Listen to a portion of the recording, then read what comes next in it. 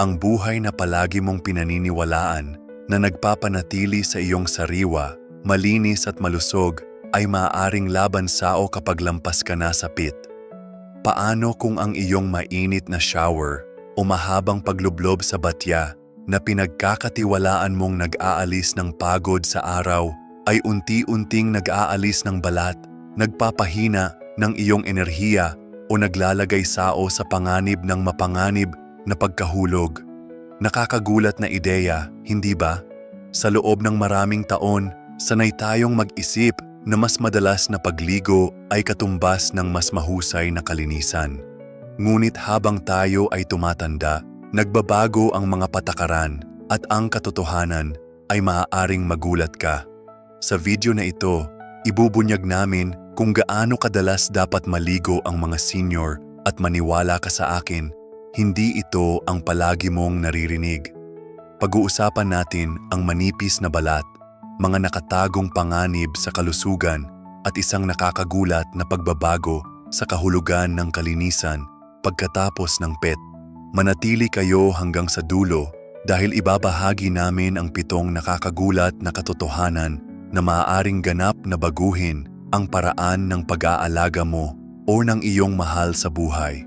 Dagdag pa, makukuha mo ang isang eksperto aprobadong trick na nagpapanatili sa mga senior na sariwa at malusog nang hindi na kailangang pumasok sa madulas na banyo. Hindi ka maniniwala kung gaano ito kasimple at ang hindi pag-alam nito ay maaaring magpahiwatig ng pagkawala ng mas ligtas at komportableng buhay. Okay, simulan na natin. Una, ang araw-araw na pagligo ay maaaring makasama sa balat ng mga senyor. Ang pagtanda ay isang hindi maiiwasang paglalakbay at kapag tumawid na tayo sa edad na pit ang ating balat ay sumasailalim sa malalim na pagbabago na lubos na nag-aalis ng komposisyon at pag-uugali nito. Ang mga dekada ng pananaliksik kasama ang mahahalagang pag-aaral mula sa mga institusyon tulad ng University of Pittsburgh at University of California, San Francisco ay nagliwanag sa saklaw ng mga pagbabagong ito habang tumatanda. Ang pinakalabas na layer nito, ang epidermis ay nawawala ng density habang ang underlying dermis ay humihina dahil sa pagbaba ng produksyon ng collagen at elastin. Ang sebaceous glands na responsable sa paglabas ng natural na langis na dating nagpapanatili ng balat na malambot at makinis ay bumagal ng husto ang kanilang paggana. Ang sweat glands ay nagiging mas hindi aktibo rin na nagpapababa sa kakayahan ng balat na i-regulate ang moisture. Ang resulta ay isang balat na hindi lamang mas tuyo kundi mas marupo kaysa noong kabataan na kulang sa matibay na proteksyon ng langis na dating nagpoprotekta dito mula sa mga elemento. Para sa mga senior, ang pangaraw-araw na ritual ng pagligo, lalo na sa mainit na tubig, agresibong sabon o matagal na paglublob ay maaaring gawing malubhang panganib sa kalusugan ang natural na kahinaan na ito. Bawat shower o paligo ay nag-aalis ng natitirang sebum, ang proteksyon ng balat na nag-iiwan nito na expose at walang depensa. Ayon sa mga dermatologist, ang prosesong ito ay hindi lamang nagdudulot ng panandaliang discomfort. Nagdudulot ito ng chain reaction ng pagkasira. Ang unang epekto ay ang pagkatuyo, isang pakiramdam na parang masikip o kumikirot. Madalas itong lumala sa patuloy na pangangati dahil sa compromised barrier ng balat. Sa mas malalang kaso, ang kondisyong kilala bilang cirrhosis ay lumalabas. Ang cirrhosis na hango sa salitang Griego para sa tuyo ay nagpapabago sa balat sa isang magaspang, kaliskis na anyo. Minsan, may mga bitak o fissures na sumasakit sa bawat galaw. Ang mga bitak na ito ay hindi maliit. Maaari silang magdugo na nag-aanyaya ng impeksyon o nagpapalala sa mga underlying condition tulad ng dermatitis. Bukod sa pisikal na epekto, ang sobrang pagligo ay may praktikal na implikasyon sa kalidad ng buhay ng mga senior. Isipin ang frustration ng patuloy na pangangati na nakakasagabal sa tulog o ang sakit ng balat na dumidikit sa damit sa buong araw. Para sa mga may mobility issues o arthritis, ang pagsisikap na maligo araw-araw ay maaaring nakakapagod na. Ang pagdagdag ng pinsala sa balat ay lalong nagpapabigat sa pasanin. Ipinapahiwatig ng pananaliksik na ang mainit na tubig lalo na ay nagpapabilis ng pinsalang ito sa pamamagitan ng pagdissolve ng lipids, mga fatty compound na critical sa barrier ng balat. Habang ang alkaline na sabon ay sumisira sa natural na pH nito na nasa pagitan ng 4.5 hanggang 5.5 sa malusog na estado. Para sa mga matatanda, hindi lamang ito usapin ng vanity o comfort. Ito ay isang lehitimong panganib sa kalusugan. Ang compromised na balat ay nahihirapang labanan ng bakterya, fungi o allergens na maaaring magdulot ng impeksyon o paglala ng mga chronic wound tulad ng ulcers. Ang nagsimula bilang isang mabuting hangaring hygiene habit ay maaaring sa paglipas ng panahon lihim na magpahina sa resilience ng isang senior na nagpapahiwatig ng pangangailang muling pag-isipan kung gaano kadalas sila dapat maligo. Pangalawa, ang pagligo ng mas mahdalang ay nagpapababa ng panganib ng impeksyon sa isang mundo kung saan ang kalinisan ay madalas na iniuugnay sa madalas na paghuhugas. Narito ang isang katotohanan na maaaring magpatigil sa iyo. Para sa mga senior na higit sa 7 taong gulang, ang pagligo ng mas mahadalang ay maaaring magpalakas ng kanilang depensa laban sa impeksyon. Hindi ito haka-haka lamang. Ito ay isang siyentipikong pagtuklas na may ebidensya mula sa mga pinagmulan tulad ng New England Journal of Medicine, natuklasan ng mga mananaliksik na nag-aral sa mga matatanda ang isang kapansin-pansing pattern. Ang mga nagbawas sa dalas ng pagligo ay nakaranas ng mas kaunting skin tears. Mga maliliit ngunit mapanganib na punit sa balat na mukhang maliit ngunit may malaking epekto. Hindi tulad ng balat ng mga kabataan na madaling gumaling mula sa mga gasgas. Ang balat ng mga matatanda ay manipis at mabagal. Ang mga punit sa delikadong tisyong ito ay napakabagal gumaling dahil sa bumagal na daloy ng dugo, huminang immune system at pagbaba ng cell turnover. Mga palatandaan ng pagtanda. Ang mga bukas na sugat na ito ay nagiging daan para sa mga bakterya tulad ng Staphylococcus aureus o Streptococcus na maaaring magdulot ng cellulitis, abscess o mas malala pa ay systemic infections tulad ng sepsis. Ang ugnayan sa pagitan ng pagligo at skin tears ay nasa paraan ng interaksyon ng tubig at sabon sa balat ng matatanda. Ang madalas na paghuhugas lalo na gamit ang mainit na tubig ay sumisira sa lipid layer. Isang mikroskopikong balat ng taba at langis na nagpapatibay sa skin cells at nagpapanatili ng moisture.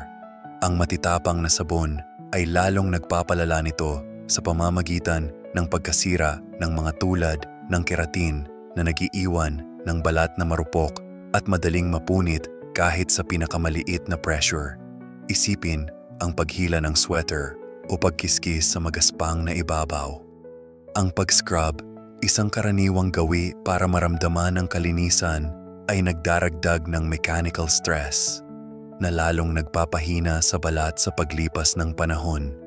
Ang walang tigil na siklo ng paghuhugas at pagpapatuyo ay lumilikha ng isang larangan ng microabrasions at punit. Bawat isa ay potensyal na daanan ng mga pathogens. Sa kabaligtaran, ang mga matatandang mas madalang maligo, halimbawa araw-araw o 2 hanggang 3 beses sa isang linggo, ay binibigyan ng kanilang balat ng pagkakataon na panatilihin ang natural na langis at muling buuin ang depensa nito. Ang paglinis ng partikular na bahagi tulad ng kilikili o singit gamit ang basang-basahan ay makakatulong sa pagpapanatili ng kalinisan nang hindi binababad ang buong katawan. Ang benepisyo ng pamamaraang ito ay higit pa sa pag-iwas sa impeksyon. Ang mas kaunting skin tears ay nangangahulugan ng mas kaunting sakit, mas kaunting pagbisita sa doktor, at mas mababang panganib ng mga komplikasyon na maaaring magdulot ng pag-ospital. Mga kritikal na konsiderasyon para sa mga senior na may limitadong mobility or resources. New England Journal of Medicine. Kung patuloy mong pinapanood ang video na ito at nakakatulong sa'yo ang mga impormasyong ito, mangyaring magkomento ng numero 2 sa ibaba para ipaalam na nandito ka.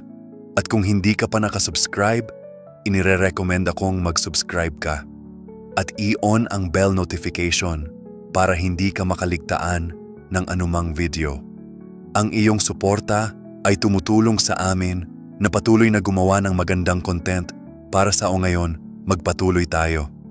Pangatlo, ang pagkahulog ay mas malaking banta kaysa dumi. Para sa mga matatanda, ang banyo ay hindi lamang lugar para mag-ayos. Ito ay isang potensyal na mapanganib na lugar. At ang araw-araw na pagligo ay lalong nagpapataas ng panganib. Binigyang diin ng American Geriatric Society ang isuong ito na nagsasabing ang pagkahulog ay isa sa mga pangunahing sanhi ng pinsala at kamatayan sa mga matatanda.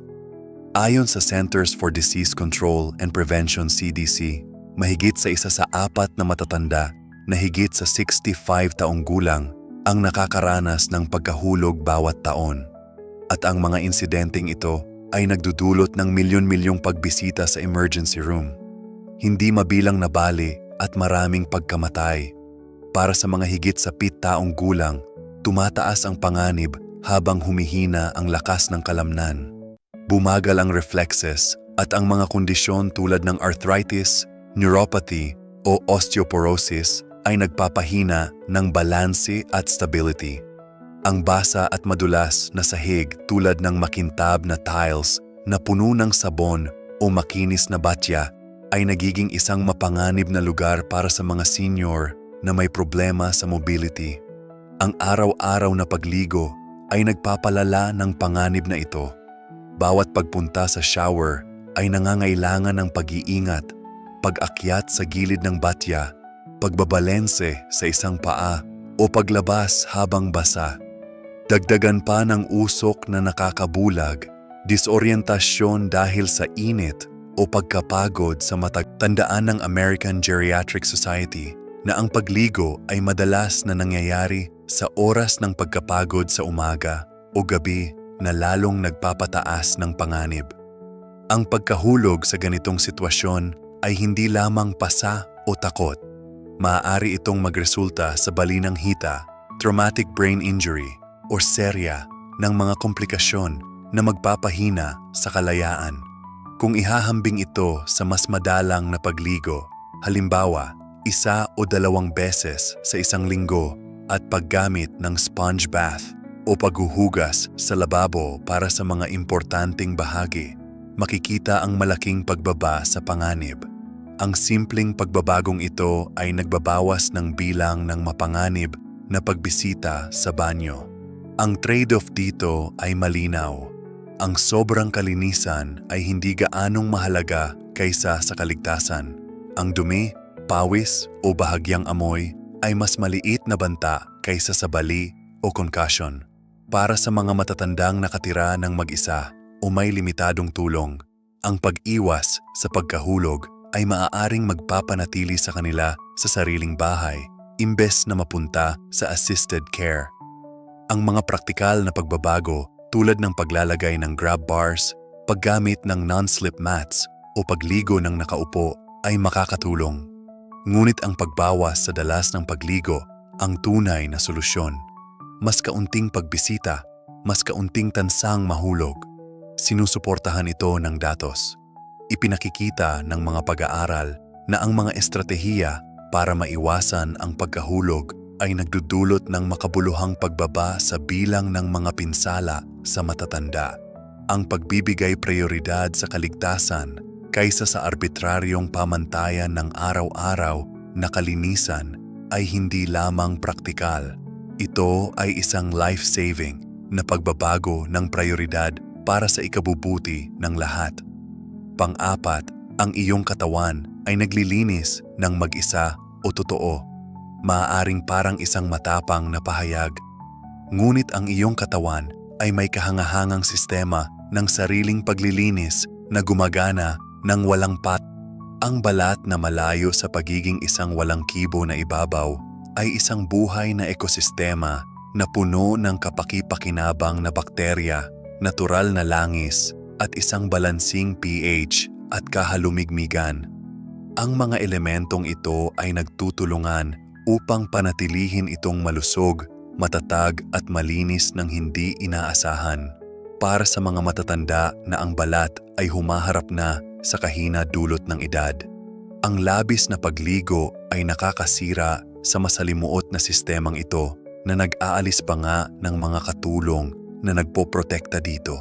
Ang pagbabawas ng pagligo, pagpapaubaya sa katawan na gawin ang trabaho nito ay maaaring mapanatili ang natural na balanse na nagpapatunay na minsan ang kalikasan talaga ang pinakamahusay. Ang sentro ng sistemang ito ng sariling paglilinis ay ang skin microbiome. Isang masiglang komunidad ng mga mikroorganismo, bakterya, fungi at maliit na mga mite na naninirahan sa ibabaw nito. Malayo sa pagiging mikrobyo na dapat lipulin, marami sa mga ito ay mga symbiotic partner. Ang mga species tulad ng Deuterium acne at Staphylococcus epidermidis ay kumakain ng mga patay na selula ng balat, pawis at labis na langis at binabago ang mga ito sa mga hindi nakakapinsalang byproduct habang sinasapawan ang mga nakakapinsalang pathogen. Ang mga kapaki-pakinabang na bakterya ay gumagawa rin ng mga antimicrobial compound.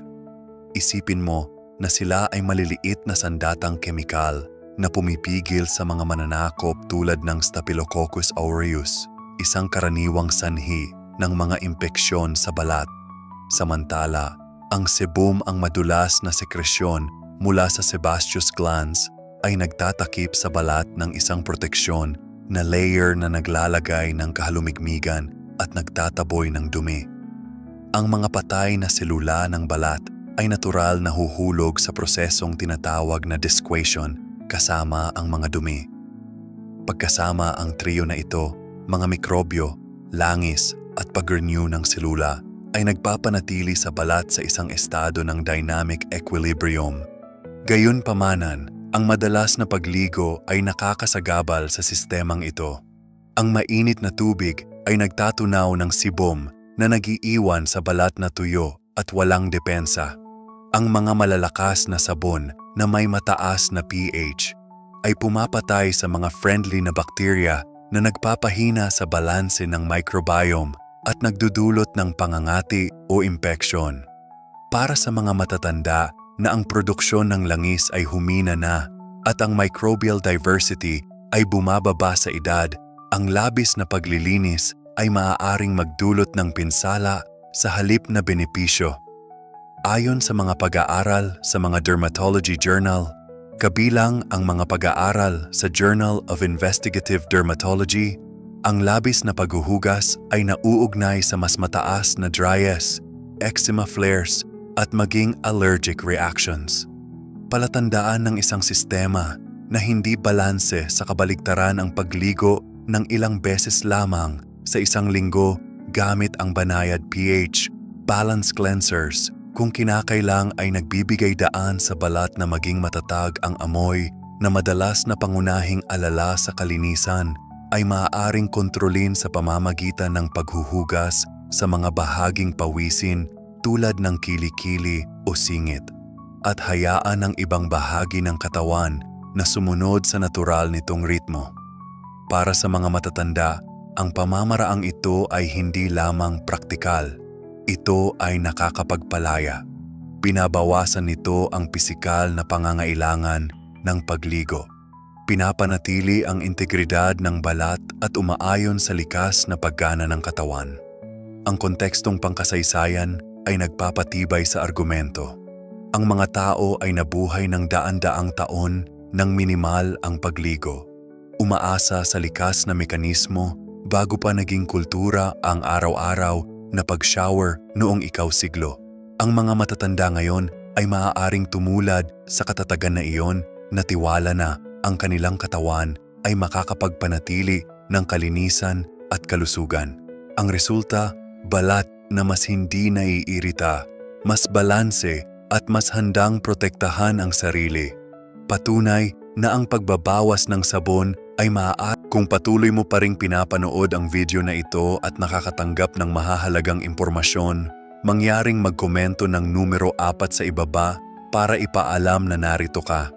At kung hindi ka pa nakasubscribe, inire-rekomenda akong mag-subscribe ka at i-on ang bell notification para hindi ka makaligtaan ng anumang video.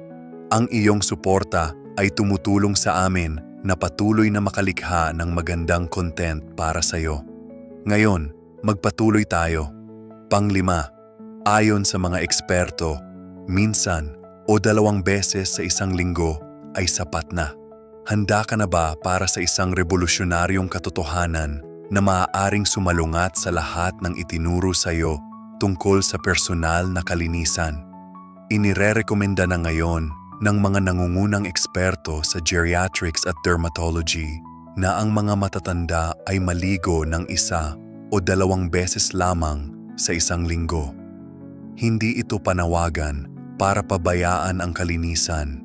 Ito ay isang sinadyang evidence-based na pagbabago na angkop sa mga pangangailangan ng tumatandang balat at katawan. Malayo sa pagpapabaya, ang pamamaraang ito ay sumasalamin sa pag-unawa kung paano ang labis na paglilinis ay maaaring makasama kaysa makatulong sa mga nasa edad pit pataas. Ito ay isang radikal na pagbabago mula sa araw-araw na ligo na nakaugat sa modernong kultura. Ngunit isa na lumalaganap habang inuunawa ng agam kung ano talaga ang nagpapanatili sa atin na malusog sa pagtanda. Ang rekomendasyong ito ay nagmumula sa mga autoritatibong boses, kabilang ang mga dermatologist, geriatrician, at mga mananaliksik na nag-aral sa ugnayan ng pagtanda at kalinisan. Halimbawa, ang mga alituntunin mula sa mga organisasyon tulad ng American Academy of Dermatology at ang mga pananaw ng mga espesyalista sa mga institusyon tulad ng Johns Hopkins University ay nagpapatunay na ang madalas na pagligo ay hindi isang universal na pangangailangan. Ang tumatandang balat tulad ng nakita natin ay mas payat, mas tuyo at mas kaunti ang langis na nagiging sanhi ng pinsala mula sa tubig at sabon. Ngunit ang payo ay hindi lamang tungkol sa balat. Ito ay tungkol sa pag-aayo ng kalinisan sa pangkalahatang kalagayan ng isang matanda. Binibigyang diin ng mga eksperto na ang dalas ng pagligo ay dapat nakadepende sa mga individual na salik. Antas ng aktibidad, kalusugan at personal na kaginhawahan. Halimbawa, ang isang sedentaryong senior na karamihang araw ay nasa loob ng bahay ay mas kaunti ang pawis sa dumi kaysa sa isang mas bata at aktibong tao o maging isang matanda na naghahalaman araw-araw. Ang isang taong may incontinence o chronic wounds ay maaaring nangangailangan ng target na paglilinis. Ngunit ang buong katawan na pagligo, hindi naman kailangan. Ang approach na ito ay sumisira sa luma at hindi na angkop na paniniwala na ang araw-araw na ligo ay ang gintong pamantayan. Ang patakarang iyon na mas nakaugat sa ikaw siglong marketing tulad ng mga sabon na nagpupush ng freshness kaysa sa medikal na pangangailangan ay hindi na aangkop para ang pagligo ay maaaring mukhang isang simpleng gawain, ngunit para sa maraming matatanda na higit sa 7 taong gulang, ito ay isang nakakapagod na pagsubok na nagdudulot ng malaking pisikal na pahirap. Binigyang diin ng Journal of the American Medical Association, jam ang madalas na hindi napapansing katotohanang ito na naglalarawan kung paano nauubos ang enerhiya na ipipilit ang pagtanda ng katawan at maaari pang magdulot ng mga nakakapanghinang sintomas dahil sa pagligo. Ang dating rutinang gawain noong kabataan tulad ng pagtayo sa ilalim ng shower, paglublob sa batya, o pag-ahon mula sa paliguan ay nagiging isang napakahirap na gawain habang humihina ang mga kalamnan, naninigas ang mga kasukasuan at bumababa ang tibay ng katawan.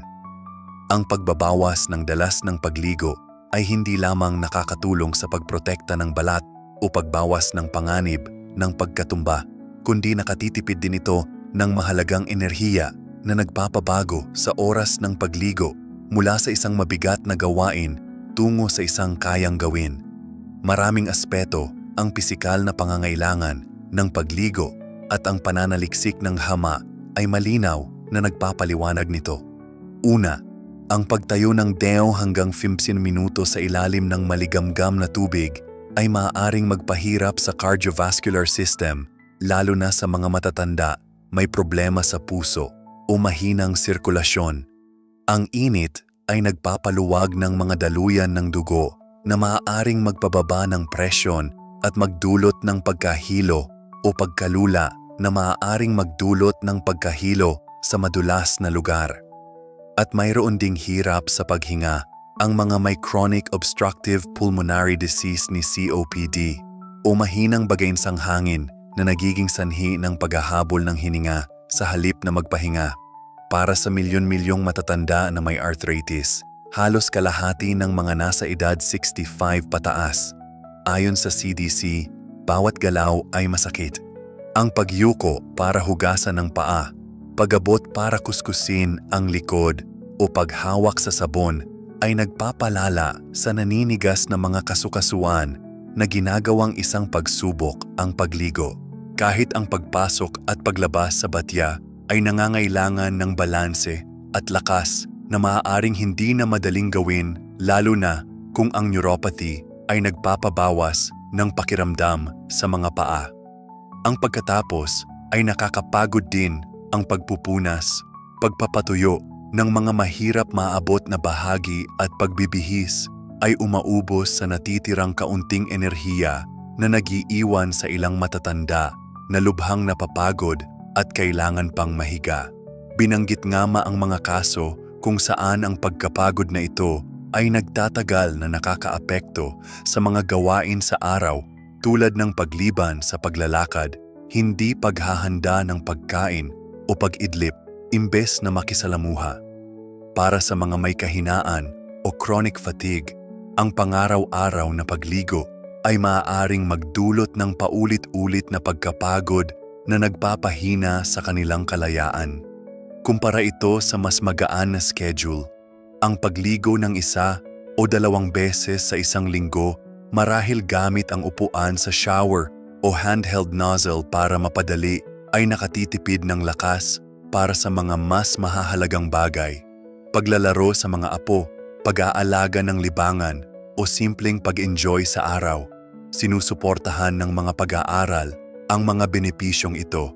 Ang pagbabawas ng dalas ng pagligo ay nauugnay sa mas kaunting pagkapagod at mas magandang mood sa mga matatanda na nagpapahiwatig na ang pagtitipid ng enerhiya ay nakakatulong hindi lamang sa pisikal na kalusugan, kundi pati na rin sa mental na kagalingan. Para sa mga matatanda, ang pagbabawas ng dalas ng pagligo ay hindi isang kompromiso, kundi isang estratehikong pagpili upang mapanatili ang sigla at maiwasan ang pagiging labis na pagod. Kung patuloy mong pinapanood ang video na ito at nakakatulong sa'yo ang mga impormasyong ito, mangyaring magkomento ng numero sa ibaba para ipaalam mo na nandito ka. At kung hindi ka pa nakakapag-subscribe, inire-rekomenda akong mag-subscribe ka at i-on ang bell para hindi mo makaligtaan ng anumang mga video. Ang iyong suporta ay nakakatulong sa amin na patuloy na gumawa. Ngayon, magpatuloy tayo. Pang-7. Ang kalinisan ay hindi lamang tungkol sa pagligo. Ito ang pinakamalaking pagbabago sa pananaw. Ang kalinisan ay hindi kasing kahulugan ng pagligo ng buong katawan at para sa mga senior iyon ay nakakapagpalaya na balita. Ang ideya na ang kalinisan ay nangangailangan ng araw-araw na paglublob ay isang kultural na tradisyon, hindi isang universal na katotohanan. At ang mga modernong alternatibo ay nagpapatunay na maaari kang manatiling malinis, malusog at marangal. Kahit hindi maligo, ang mga wet wipes, paghuhugas ng kamay, pangangalaga sa bibig, pagpapalit ng malinis na damit at regular na pag-aayos ay bumubuo ng isang hanay ng matalinong self-care na nakaiiwas sa mga panganib ng madalas na pagligo habang pinapanatiling komportable at kumpiyansa ang mga senior. Hindi ito tungkol sa pagbaba ng mga pamantayan, kundi sa muling pagbibigay kahulugan sa mga ito para umangkop sa katotohanan ng pagtanda na nagpapatunay na ang epektibong kalinisan ay hindi tungkol sa dami ng tubig kundi sa estratehikong at personalisadong mga pagpili. Isaalang-alang ang mga opsyon. Bawat isa ay praktikal at epektibo. Wet wipes, ang mga pre-moistindo na bagay na ito ay nagbibigay ng mabilis at banayad na paraan para linisin ang mga pangunahing bahagi tulad ng kilikili, singit o mukha kung saan kadalasang nagtitipo ng pawis at bakterya. Malambot ito para sa sensitibong balat, hindi na kailangang banlawan at hindi nangangailangan ng pagtayo o balanse sa madulas na lugar. Paghuhugas ng kamay, isang pangunahing paraan para maiwasan ang impeksyon ay tumutugon sa dumi at mikrobyo kung saan ito madalas dumikit. Mga daliri na humahawak sa doorknob, pagkain o mukha nang hindi kailangang maligo ang buong katawan. Pangangalaga sa bibig na madalas nakakaligtaan sa usapin ng pagligo ay isang mahalagang bahagi ng kalinisan. Ang pagsisipilyo, pag-floss at paggamit ng mouthwash ay nag-aalis ng bakterya na nagdudulot ng amoy at sakit na nagpapanatiling malinis ang hininga at malusog ang katawan. Malinis na damit, magaan at breathable na tela na ipinapalit araw-araw ay sumisipsip ng pawis at amoy, habang ang mabilis na pagsuklay o pagpupuna sa buhok ay nagpapanatili ng maayos na hitsura. Dagdag pa ang mga solusyon tulad ng deodorant o body mist at meron ka ng regimen na epektibo ng hindi nahihirapan sa buong pagligo. Ang pamamaraang ito ay hindi lamang maginhawa kundi isang malaking pagbabago para sa mga senyor na nahaharap sa pisikal o kapaligirang hadlang. Isipin ang isang 80 gulang na nanginginig ang kamay o may masakit na tuhod. Ang pakikipagbuno sa shower o pag-ahon sa batya ay maaaring nakakatakot. Ngunit ang pagpupunas ng basang-basahan o pagpapalit ng damit ay kayang gawin para sa mga nasa malamig na klima kung saan ang basang buhok at malamig na banyo ay nagdudulot ng panginginig o panganib ng pulmonya. Ang dry shampoo o mainit na basahan ay mas mainam kaysa sa buong paliligo. Sinusuportahan ng mga pag-aaral ang pagbabagong ito. Ayon sa pananaliksik sa geriatric nursing, ang mga senior na gumagamit ng mga alternatibong ito ay nakadarama ng kasing linis at presentable tulad ng mga nagliligo araw-araw na may mas kaunting problema sa balat o reklamo sa pagkapagod.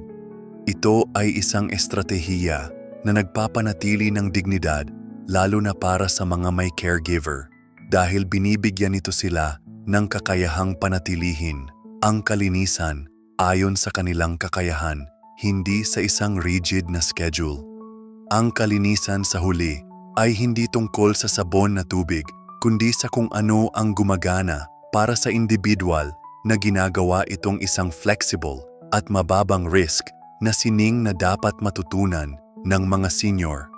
Para sa mga senior na higit sa 70 gulang, ang araw-araw na ritual na lumalaki ang ebidensya at hindi ito dapat balay-walahin. Ang pagtanda ng balat na mas payat at kulang sa natural na langis ay lalong nasisira dahil sa madalas na paghuhugas, nagiging tuyo, makati at basag. Ang panganib ng pagkatisod sa madulas na banyo ay mas malaki kaysa sa banta ng dumi. Ang enerhiya ay mabilis maubos lalo na sa mga katawang humihina na. Ngunit ang katawan mismo ay may likas na karunungan. Ang mga natural nitong sistema ng paglilinis mula sa kapaki-pakinabang na bakterya hanggang sa pagtatanggal ng patay na siula ay mas umiiral kapag hindi masyadong ginagambala. Sa kabuuan, ang mga ito ay nagtuturo sa isang bagong katotohanan. Ang mas madalang na pagligo, 1 beses o 2 beses sa isang linggo, depende sa pangangailangan, ay maaaring magdulot ng mas malusog na balat, mas kaunting panganib at mas masaganang kalidad ng buhay. Hindi ito basta haka-haka. Ito ay pinagtibay ng agham at praktikalidad. Suportado ng mga eksperto mula sa dermatolohiya hanggang geriatrics. Ang American Geriatric Society, New England Journal of Medicine, a journal of the American Medical Association, ay nagpapakita ng datos na ang labis na pagligo ay mas nakakasama kaysa nakakatulong. Samantalang, ang pagbabawas nito ay nagpoprotekta at nagpapanatili. Isipin ang mga benepisyo. Balat na malambot sa halip na kaliskis, mga umagang hindi napapagod o delikadong pagdudulas, enerhiyang nagagamit sa paglalakad o pakikipag-usap sa halip na pagod sa pag-shower. Hindi ito tungkol sa pagtalikod sa kalinisan, kundi sa pagbabago nito. Pagpapalit ng paligo sa pamamahid ng pagbababad sa sariwang damit at pagtitiwala sa kakayahan ng katawan. Ang susi ay personalisasyon. Ang isang pitimang taong gulang na aktibo ay maaaring nangangailangan ng mas madalas kaysa sa isang hindi gumagalaw tulad ng klima, kultura o kalagayang pangkalusugan na nagdidik. Kaya mahalaga ang pakikipag-usap sa doktor para sa sarili o sa mahal sa buhay. Maaari nilang matukoy ang tamang balanse, isinasama ang medikal na kaalaman at personal na pangangailangan. Sino ang mag-aakalang ang pagbabawas ng pagligo ay hakbang patungo sa mas mabuting buhay? Ito ay isang tahimik na revolusyon sa pangangalaga sa sarili. Binabaligtad ang mga nakagawiang kinaugalian. Ito ay pagkakataon para iwanan ang isang lipas na sa panahong pasanin at tanggapin ang mas magaan, ligtas at masiglang paraan ng pagtanda. Isang paraan na nagbibigay pugay sa karunungan ng katawan kaysa sa tuntunin ng lipunan. Mas kaunting tubig, mas kaunting panganib, mas maraming buhay. Iyan ang hindi inaasahang pangako ng mas madalang na pagligo at isang katotohanang dapat pag-isipang mabuti. Pangwakas na mga kaisipan, ngayon naranagat na katotohanan tungkol sa kung gaano kadalas dapat maligo ang mga senior pagkatapos ng 72 and kung bakit mas mabuti ang mas kaunti pagdating sa pagpapanatiling malusog, ligtas at komportable. Tinalakay natin kung paano ang araw-araw na paligo ay nakakapagpatuyo ng balat at nagdaragdag ng panganib ng pagkatisod. Pati na rin ang likas na kakayahan ng katawan na maglinis ng mag-isa at kahit ang payo ng mga eksperto na bawasan ito sa 1 o 2 beses sa isang linggo. Marami itong impormasyon ba? Kaya gusto kong marinig mula sa inyo. Ano ang natutunan ninyo tungkol sa kalinisan ng mga senior na nagbukas ng inyong mga mata? Mag-isip sandalig, ano ang isang bagay mula sa videong ito na tumatak sa inyo na handa ninyong isabuhay o ibahagi sa mahal sa buhay? Maaaring ito ay ang pagpalit ng araw-araw na shower sa pamamahid, pagbibigay prioridad sa kalinisan ng kamay o muling pag-iisip kung ano ang kahulugan ng pagiging malinis habang tumatanda. I-comment ninyo ito sa ibaba. Gusto kong makita kung paano ito nakakaapekto sa inyo. At kung nagustuhan ninyo ang videong ito, mangyaring mag-iwan ng komento at huwag kalimutang mag-like, mag-share at mag-subscribe sa aming YouTube channel para sa mas maraming nakakapukaw isip na kaalaman. Ang inyong suporta ang nagpapatuloy sa amin at hindi na ako makapaghintay na magbahagi pa ng mga paraan para mamuhay ng mas matalino at malus. Salamat sa panonood at magkita kita. Toya sa susunod.